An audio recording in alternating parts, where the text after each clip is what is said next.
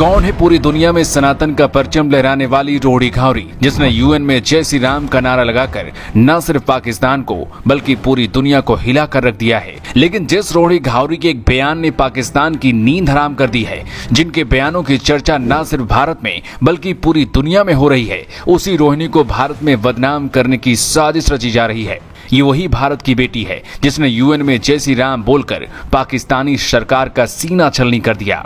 UN में रोहिणी ने पाकिस्तान को इस तरह से जवाब दिया कि पूरी दुनिया देखती रह गई। लेकिन ये पहली बार नहीं है जब रोहिणी सुर्खियों में आई है। इससे पहले रोहिणी तब चर्चा में आई थी जब 2019 में मध्य प्रदेश सरकार ने इन्हें 1 करोड़ रुपए की स्कॉलरशिप दी थी। जो लोग भारत के दलितों पर सवाल उठाते हैं, उन्हें आज रोड़ी घावरी की कहानी सुननी और समझनी चाहिए कि कैसे एक दलित बेटी भारत से निकलकर यूनाइटेड नेशन तक पहुंच गई। इंदौर के एक सफाई कर्मचारी के घर जन्मी रोड़ी घावरी स्विट्जरलैंड में पीएचडी कर रही हैं, साथ ही संयुक्त राष्ट्र में भारत की प्रतिनिधि भी हैं। कैसे एक सफाई कर्मी दलित की बेटी यूएन तक पहुंची, जानकर आप भी हैरान रह जाएंगे। इसके साथ ही आपको अपने देश और रोहिणी दोनों पर गर्व होगा, क्योंकि जिस देश के अंदर दलितों को गलत तरीके से दिखाया और बताया जाता है, उस तस्वीर को जब आज रोहिणी के चश्मे से आप देखेंगे तो सब कुछ आपको समझ में आ जाएगा कि भारत में दलितों की दिशा और दशा क्या है। यूनाइटेड नेशन में चल रही बैठक के बीच भारत की इस बेटी ने जय श्री राम के साथ अपने भाषण की शुरुआत की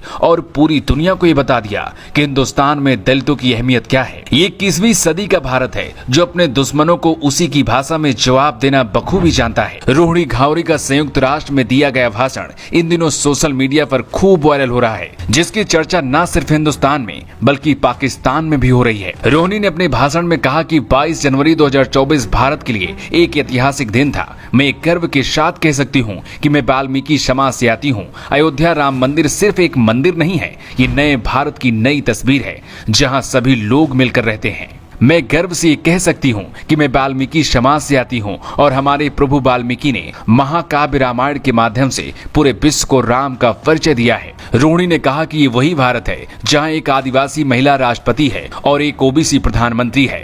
संविधान इतना ज्यादा मजबूत है कि पिछड़े तबके से आने वाले भी राष्ट्रपति या फिर पीएम बनने का सपना देख सकते हैं या फिर मेरी तरह इस मंच पर अपनी बात रख सकते हैं। एक तरफ जहाँ यूनाइटेड नेशन में जय श्री राम का नारा लगाने और पाकिस्तान को करारा जवाब दिए जाने पर बड़ी संख्या में लोग रोहिणी की तारीफ कर रहे हैं, वहीं कुछ लोग उन्हें ट्रोल करने की कोशिश भी कर रहे हैं। और ऐसा इसलिए किया जा रहा है क्योंकि रोहिणी ने अपने ट्विटर अकाउंट में खुद को अम्बेडकरवादी बताया है। उन्होंने लिखा है कि मैं भारत की बेटी बाबा साहब को अपना आदर्श मानती हूँ। इसी को लेकर कई यूजर्स उन्हें घेरने की कोशिश कर रहे हैं।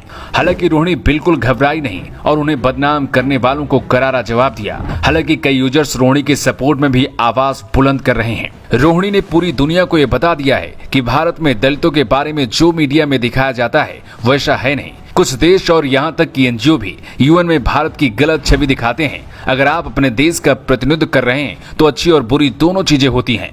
अगर आप अमेरिका जाएं तो वहाँ काले गोरे का भेदभाव होता है, लेकिन भारत में ऐसा नहीं है। इसका मैं खुद एक उदाहरण हूँ। हमारे देश की सरकार ने मुझे पढ़ने के लिए 1 करोड़ की स्कॉलरशिप दी है, जो ये दिखाता कि भारत में दलितों को आगे बढ़ने का मौका दिया जाता है। इस वक्त रोहिणी घावरी का यूनाइटेड नेशन के मंच पर दिया गया बयान पूरी दुनिया सुन रही है। पहले जय श्री राम का नारा, फिर पाकिस्तान की धुलाई करके भारत की इस बेटी ने हर हिंदुस्तानी का सीना गर्व से चौड़ा कर दिया है। वैसे भारत की इस बेटी के बारे में आप क्या सोचते हैं? आप अपना जवाब कमेंट बॉक्स में लिखकर बता सकते हैं।